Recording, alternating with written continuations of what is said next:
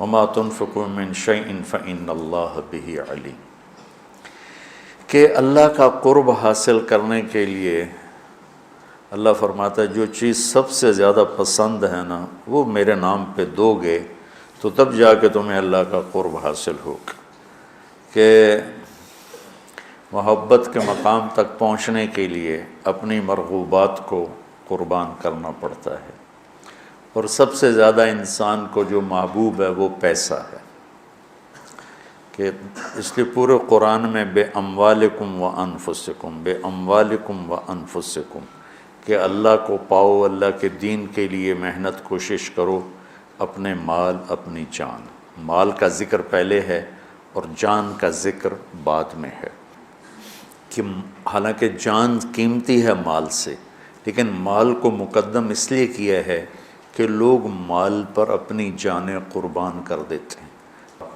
تو جب آدمی مال قربان کرتا ہے تو پھر جہاں مال لگتا ہے دل بھی وہاں چلا جاتا۔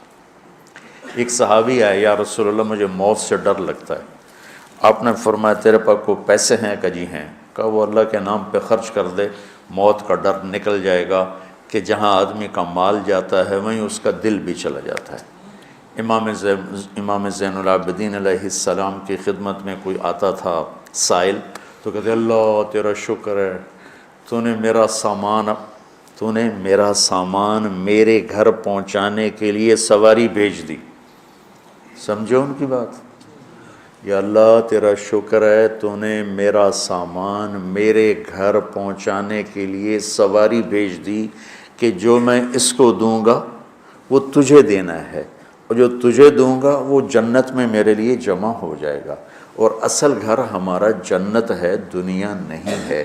تو کہتے تھے یا اللہ تیرا شکر ہے کہ تو نے میرے گھر کا سامان میرے گھر پہنچانے کا سامان پیدا کر دیا۔ تو بچوں اللہ سے سخاوت مانگو۔ موسیٰ علیہ السلام نے پوچھا یا اللہ تیرے ناراض ہونے کی نشانی کیا ہے؟ تو اللہ تعالیٰ نے فرمایا موسیٰ جب تو دیکھے بارش بے موسم ہے اور پیسہ بخیلوں کے پاس ہے اور حکومت نادانوں کے پاس ہے تو سمجھو میں ناراض ہو چکا ہوں۔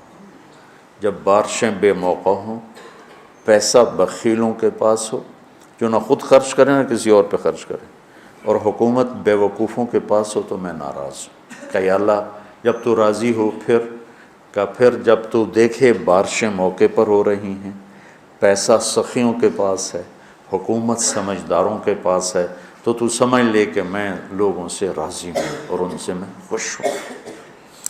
آج پیسہ بخیلوں کے پاس ہے، سخی بہت تھوڑے ہیں جن کے پاس پیسہ، ورنہ سب بخیلوں کے پاس، جو بالکل کالا سیاہ سپ بن کے اتنے بیٹھے ہوں کہ نہیں خرچ کرنا۔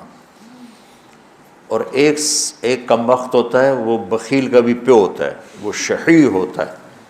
بخیل تو اوروں پہ خرچ نہیں کرتا، اپنے اوپر پھر بھی کر لیتا۔ ایک شحیح ہوتا ہے کہ نہ اپنے اوپر خرچ کرنا نہ کسی اور پہ خرچ کرنا، بس گن کے خوش ہو کے مر جانا۔ کروڑ ہو گیا، 2 ہو گیا، 100 ہو گیا، 100 ارب ہو گیا، ارب ہو گیا، ملین ہو گیا، ٹریلین ہو گیا، اور بڑی بڈھے ہر شے چھڑ کے مر جانا۔ پچھلے اولاد پتہ نہیں نصیب ہے کہ نہیں ہے۔ نصیب یہاں لکھا ہوتا ہے، ماں باپ نصیب نہیں بناتے، نصیب یہاں لکھا ہوتا ہے۔ تو اللہ کو بخل سے نفرت ہے اور سخاوت اللہ کو پسند ہے، اس لیے اللہ نے ادنا درجہ رکھا سخاوت، زکوٰۃ، بھائی کم از کم 2.5% دے دو۔ یہ جو بارڈر ہوتے ہیں نا، بارڈر، تو یہ پاکستانی بارڈر ہے، یہ انڈین بارڈر ہے، یہ والی جگہ جو ہوتی ہے نا یہ مشترکہ ہوتی ہے، تو ادھر سے وہ ادھر آ گیا ہے، پاکستان سے وہ نکل چکا ہے، انڈیا میں داخل نہیں ہوا ہے، اس بیچ کا جو ٹکڑا ہوتا ہے، تو جو آدمی زکوٰۃ دیتا ہے وہ بخیلوں سے نکل آتا ہے اور سخیوں میں شامل نہیں ہوتا۔ ابھی وہ راستے میں ہے، اگر وہ 2500 پہ 1 روپیہ بھی اوپر کر دے تو سخیوں کے بارڈر میں داخل ہو جائے گا۔ پھر آگے سخاوت کی کوئی حد کوئی نہیں، لیکن جب تک وہ زکوٰۃ دینے والا کوئی سخی داتا نہیں بن گیا، بخل سے نکل گیا، درمیان میں، جیسے مرد و عورتوں کے درمیان ایک مخلوق ہے نا، نوشیروان کا پوتا تھا خسرو، جس نے اللہ کے نبی کا خط پڑھا، اس کے پاس آیا ایک مچھیرا مچھلی لے کر، اس کو اتنی پسند آئی، انہوں نے کہا 4000 دینار اس کو دے۔ 4000 دینار 80 کروڑ روپیہ بنتا ہے۔ تو اس کی بیوی نے اس کے کان میں کہا، یہ کیا کیا؟ کیا کیا ہے؟ کہ ایک مچھلی پہ 4000 دینار دے دیا ہے تو خزانہ خالی کرو گے؟ اتنی بے وقوف۔ اس کی بیوی کا نام تھا شیریں۔ انہوں نے کہا تو کیا کروں، میں تو بادشاہ ہوں، کہ اس کو واپس بلاؤ، اس سے پوچھو یہ مچھلی نر ہے یا مادہ؟ وہ کہے گا نر ہے، تم کہنا واپس لو، ہمیں مادہ چاہیے تھی، پیسے دے دو۔ وہ کہے گا مادہ ہے، تم کہنا ٹھیک ہے واپس لے لو، ہمیں نر چاہیے تھا، ہمارے پیسے ہمیں دے دو۔ ہاں یہ ٹھیک ہے۔ تو اس کو بلایا، ہاں بھائی یہ مچھلی نر ہے یا مادہ؟ کہ حضور یہ ہیجڑا ہے نا، یہ نر ہے نا مادہ۔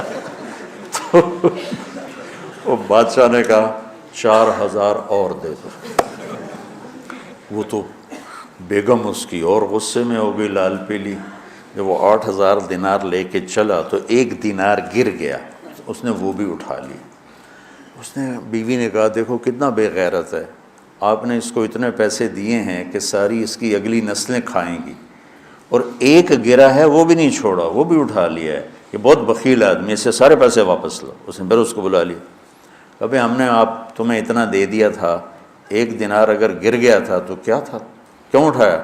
کہ حضور اس پہ آپ کے نام کی مہر ہے، کسی کا پاؤں پڑ جاتا تو بے ادبی ہوتی، تو میں نے اٹھا لیا۔ انہوں نے کہا 4000 اور دے دو۔ مولوی عام طور پہ فقیر لوگ ہوتے ہیں، عام طور پہ ان کے پاس ہوتا ہی نہیں کہ سخاوت کریں، لیکن سخاوت پیسے سے نہیں ہوتی، دل سے ہوتی ہے۔ اللہ سے سخاوت مانگو کہ اللہ تمہیں سخی بنائے۔ عورتوں سے بھی کہتا ہوں، مردوں سے بھی کہتا ہوں، اللہ کے نام پہ خرچ کرنے کی عادت ڈالو۔ 100 میں 20 نمازی مل جاتے ہیں، لیکن 100 زکوٰۃ والے اکٹھے کروں نا تو ایک بھی زکوٰۃ دینے والا نہیں۔ کوئی 10,000 میں ایک آدمی ملتا ہے جو زکوٰۃ دیتا ہے، ورنہ نہیں دیتے۔ دل کے دروازے بند ہیں، اور اس وقت تک کوئی اللہ کا تعلق حاصل کر نہیں سکتا جب تک اپنی محبوب چیز کو اللہ پہ قربان نہ کرے، اور وہ ہے سخاوت، اور وہ ہے پیسہ۔ اللہ تعالیٰ نے آپ نے فرمایا اللہ الاجود الاجود وانا اجود ولد آدم۔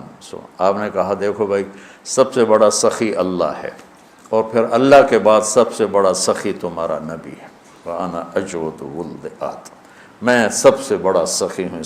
اور آپ کا خاندان سخاوت میں ضرب المثل ہے، ضرب المثل۔ ایک دفعہ ایک حامی تھا بنو امیہ کا، اور ایک حامی تھا اہل بیت کا۔ دونوں نے کہا چلو بھائی مدینے میں دیکھتے ہیں کون بڑا سخی۔ بنو امیہ کا حامی کہنے لگا بنو امیہ بڑے سخی ہیں، اہل بیت کا حامی کہنے لگا اہل بیت بڑے سخی ہیں۔ کہا اچھا چلو چل کے امتحان لیتے ہیں۔ تو بنو امیہ کا جو حامی تھا وہ گیا ایک اموی سردار کے پاس کہ غریب ہوں کچھ پیسے چاہیے، اس نے 10,000 دے دی۔ پھر دوسرے کے پاس گیا، اس نے 10,000 دے دی۔ پھر تیسرے کے پاس، 10 سرداروں کے پاس گیا، ہر ایک نے 10,000 دے دی۔ ان کے تو نام کہیں نہیں لکھے ہوئے۔ یہ جو اہل بیت والا تھا یہ گیا عبداللہ بن جعفر کے پاس، ضرورت مندوں نے 1,00,000 دے دیا۔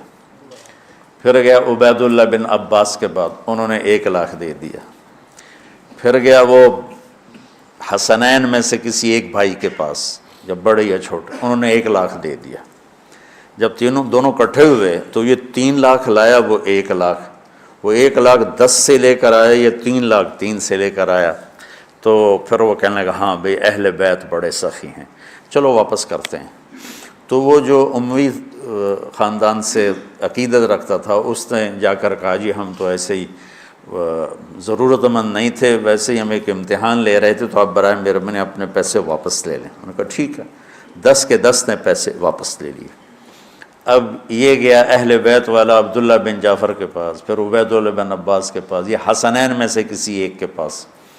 تو تینوں نے فرمایا کہ اہل بیت کے گھر سے جب کوئی چیز نکل جاتی ہے تو واپس نہیں آتی، جاؤ تمہیں ہدیہ ہے، تمہیں ہدیہ۔ اللہ اعلم حیث یجعل رسالتہ، اللہ کو پتہ ہے کہ اس نے رسالت کہاں رکھنی اور کہاں سے چننی ہے۔ اللہ کو سخی بن کے دکھاؤ۔ بخیل سے اللہ دوستی نہیں لگاتا، اور سخی سے اللہ دوستی نہیں توڑتا، چاہے وہ فاسق ہی کیوں نہ ہو۔ اور شیطان کہتا ہے مجھے بخیل سے کوئی ڈر نہیں ہے، چاہے تو راتوں کو تہجد پڑھے، دن میں روزے رکھے، کہ اس کا بخل ایک دن اسے جہنم میں لے جائے گا۔ اور سخی سے ہر وقت ڈرتا رہتا ہوں کہ پتہ نہیں کب اس کی سخاوت اس کو جنت میں پہنچاتی۔ تو اللہ خود کریم ہے، سخی ہے، سخاوت کو پسند کرتا ہے۔ تو آپ بھی